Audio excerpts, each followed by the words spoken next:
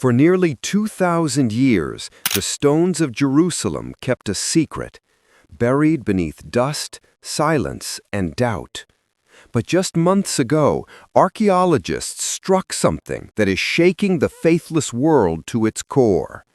Beneath layers of soil, at the edge of the ancient city of David, they uncovered what skeptics said could never exist. What Israel just found isn't only rewriting archaeology, it's confirming a miracle recorded in Scripture itself. And what happens next may silence the debate about the Bible forever. Before we continue, subscribe for more discoveries where faith meets archaeology, and don't forget to turn on notifications for our next revelation from the Holy Land. For nearly 2,000 years, Jerusalem kept a secret, buried beneath rock, silence, and time itself. But now, the ground has spoken. On the southern slope of the city of David, a team digging an ordinary pipe repair struck something extraordinary. Stone steps, ancient and wide, leading into the earth like a forgotten gateway. What they uncovered has sent ripples through science, faith, and history alike. The very site critics claimed could never exist, the Pool of Siloam, has emerged from the dust. Every chisel mark whispers of prophecy fulfilled. This is no coincidence. This is Scripture meeting stone, myth meeting memory. And what lies beneath those waters will silence even the loudest skeptic. Long before the discovery, the Pool of Siloam existed only in whispers and Scripture. Its story stretched back more than 2,000 years to kings, prophets, and a people fighting to survive.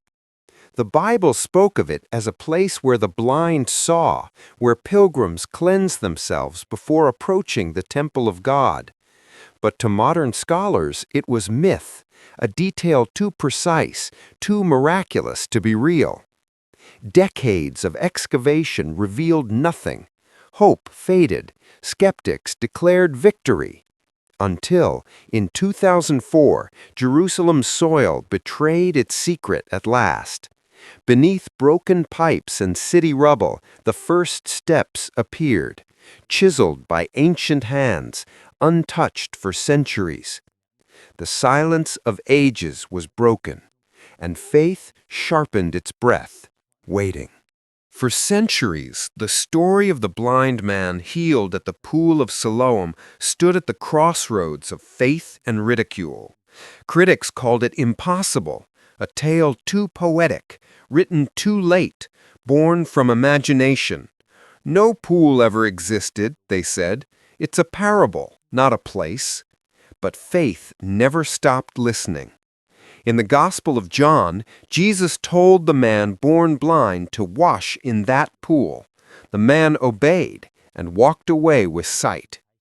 Generations debated whether that moment was miracle or myth. Yet while papers and arguments filled libraries, the stones of Jerusalem waited. Beneath the earth, truth held its breath. And when the steps surfaced, it wasn't just history returning, it was faith rising. It began like any ordinary summer day in 2004. Workers repairing a broken sewage line dug into a quiet hillside on the southern edge of the ancient city of David. Their machines hummed, dust lifted, and then something solid. The sound changed. Metal hit stone. They stopped. Emerging from the dirt were wide steps, carved with impossible precision. At first they thought it was nothing, but as more earth was cleared, the outline of a massive pool took form. Word spread through Jerusalem like wildfire. Archaeologists rushed to the site, their hands trembling with history. The measurements, the location, the stonework, it all matched the ancient record exactly. The impossible pool was real, and the world's doubt began to tremble. As archaeologists brushed away centuries of dust, what emerged defied every doubt. Layer by layer, they exposed massive stone steps, descending into clear channels carved to guide living water. The size stunned them, larger than any ritual pool ever found in Jerusalem. Between the slabs, coins gleamed from the 1st century, dropped by hands that might have heard the voice of Jesus himself. The pool's position was perfect, exactly where Scripture said it would be, fed by Hezekiah's ancient tunnel from the Gihon spring. No relic, no myth. This was the living heart of Jerusalem's faith, uncovered at last. Skeptics stared at data. Believers saw prophecy in daylight. And under the blazing sun, science and Scripture met eye to eye. As excavations pushed beyond the pool's edge, another marvel rose from the dust, a stone-paved road stretching toward the Temple Mount itself.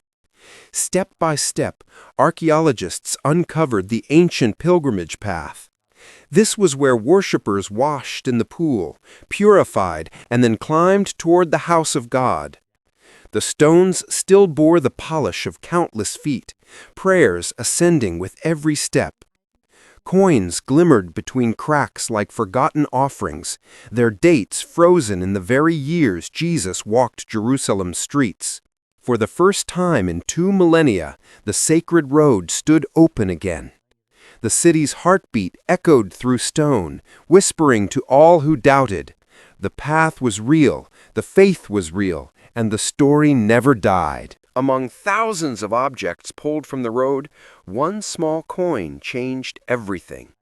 Dusty, worn, but unmistakable, its markings traced back to the year 29 A.D., the very center of Jesus' ministry. Scholars studied it, weighed it, tested it. The conclusion stunned even them. This coin had fallen from the hands of a pilgrim walking that same path from the pool to the temple while Jesus still walked the earth. It proved the road was alive and in use when the gospel story took place. The timing was perfect. The silence of centuries crumbled. Every denied detail now stood shining on a single, tiny piece of bronze, and for many, that coin sounded like history itself saying, "Believe." When the findings became public, disbelief cracked like stone under pressure. For decades, scholars had insisted the gospel authors invented details for meaning, not memory. Yet here lay physical proof, steps, road, and coins exactly where the stories said they would be. Theories collapsed. Journal articles turned into confessions of surprise. News crews crowded the dig. Believers wept as they touched the same steps where the blind man's feet once stood. Even critics paused, confronted by evidence their arguments couldn't erase. The pool's waters, once said to give sight, now seemed to open eyes of another kind. And across every headline, one question surfaced again and again. If this story was true, what else in the Bible might be? The pool that once gave water now gives proof. In the days of King Hezekiah, it carried life through a secret tunnel beneath Jerusalem's walls. In the age of Jesus, it carried sight to the blind and hope to the broken. And now, in our own century, it carries a voice calling through time. The same stones stand where prophets walked, where pilgrims sang, where miracles happened under open sky. For so long this place was hidden, as though waiting for its moment to speak again. And when it did, it didn't whisper, it thundered. The Pool of Siloam is more than archaeology. It's a living witness, reminding the world that faith leaves footprints that never fade. Yet, even as archaeologists celebrate, their work is far from over. Beneath the pool's edge, ground-penetrating scans have revealed hollow channels leading deeper, perhaps to chambers untouched since the days of the First Temple.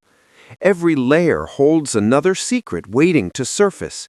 Could there be more evidence linking Scripture and stone?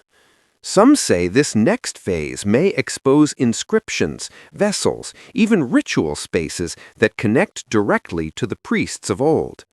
What is certain is this: Jerusalem is not done speaking. The stones are waking, one discovery at a time. And if the pool of Siloam could rise from the earth after 2,000 years, imagine what else is still waiting to be found beneath it.